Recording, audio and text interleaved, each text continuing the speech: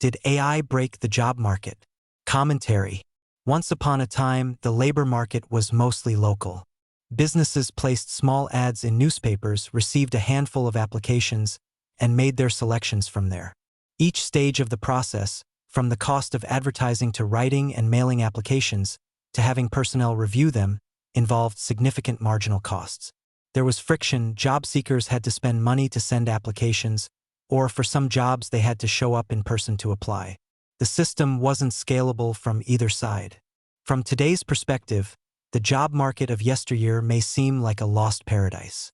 With these costs essentially eliminated, HR departments now receive hundreds of applications for every position.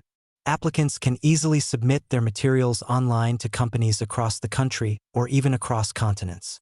They can click apply on LinkedIn or Indeed without even reading the ad. Remote interviews removed the need for physical presence. Automated rejection systems emerged in the 2010s to handle the flood of digital applications by scanning for keywords and surface-level professionalism, such as avoiding typos in cover letters and CVs. Now, with AI, anyone can generate polished application materials filled with the right keywords, tailored to match job descriptions and pass through these filters. The result is flawless-looking but often soulless documents that no human would be impressed by, yet the automated system pushes them forward to the interview stage, often without any human review at all. So far, companies haven't truly adapted. They can't ditch automated systems, as that would bury staff under an avalanche of AI-generated slop. But they also can't rely solely on them, since filters increasingly weed out authentic, personally written applications in favor of generic LinkedIn-style content optimized by AI. The obvious next step, using AI to filter applicants more intelligently, is currently stymied by regulation. In the EU, the AI Act has preemptively classified AI-driven hiring systems as high risk, making them virtually unusable due to excessive compliance requirements. The United States isn't faring much better. Because large language models are pattern recognition machines, using them in hiring decisions risks violating anti-discrimination laws that prohibit filtering for certain patterns. Combining AI filtering with current legal standards opens companies to endless lawsuits, so even those desperate for such systems shy away from them. The result is a broken system. Applicants are trapped in a demoralizing game, sending hundreds of applications with little chance of standing out. Meanwhile, companies struggle to identify genuinely strong candidates in a sea of indistinguishable, AI-crafted submissions.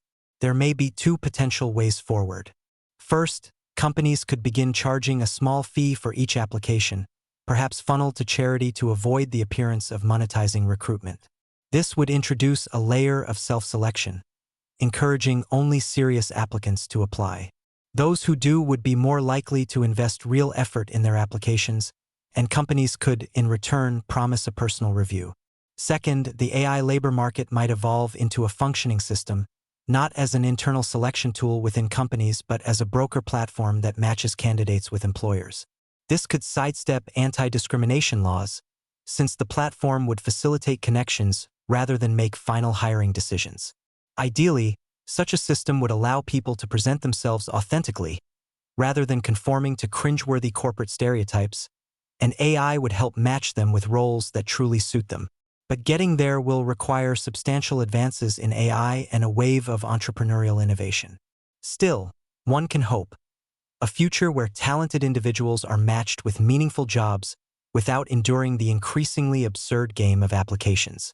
From the Foundation for Economic Education.